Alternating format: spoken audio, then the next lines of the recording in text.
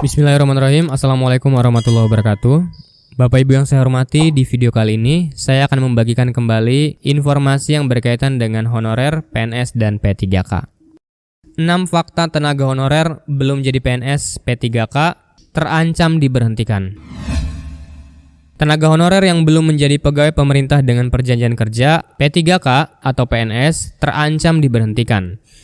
Setidaknya ada ribuan tenaga honorer di lingkungan pemerintah Kabupaten Tangerang, Provinsi Banten terancam dirumahkan menyusul adanya keputusan pemerintah pusat menerapkan P3K. Berikut fakta-faktanya. 1. Penjelasan BKPSDM.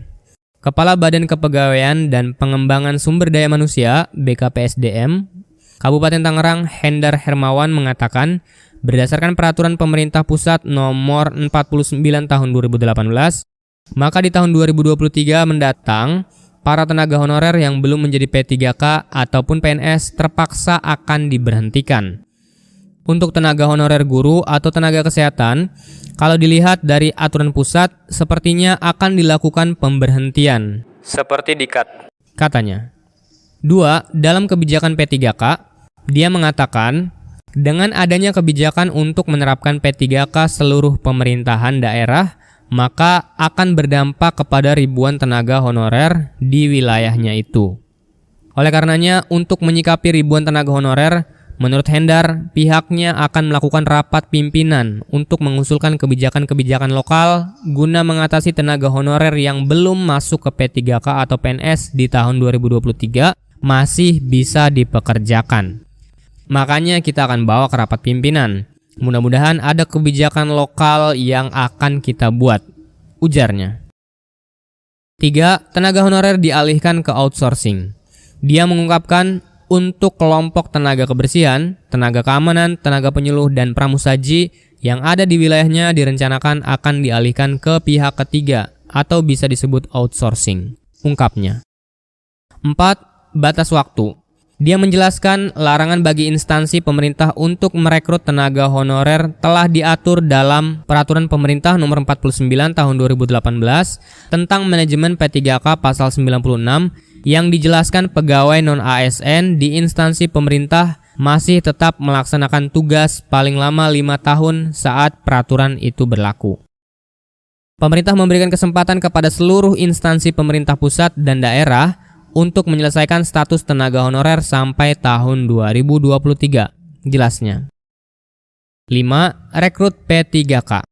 Untuk menyelesaikan status tanpa tenaga honorer, pemerintah Kabupaten Tangerang sudah melakukan upaya, yaitu dengan merekrut tenaga P3K untuk tenaga pendidikan, tenaga kesehatan, dan tenaga penyuluhan sejak tahun 2021 sampai 2022.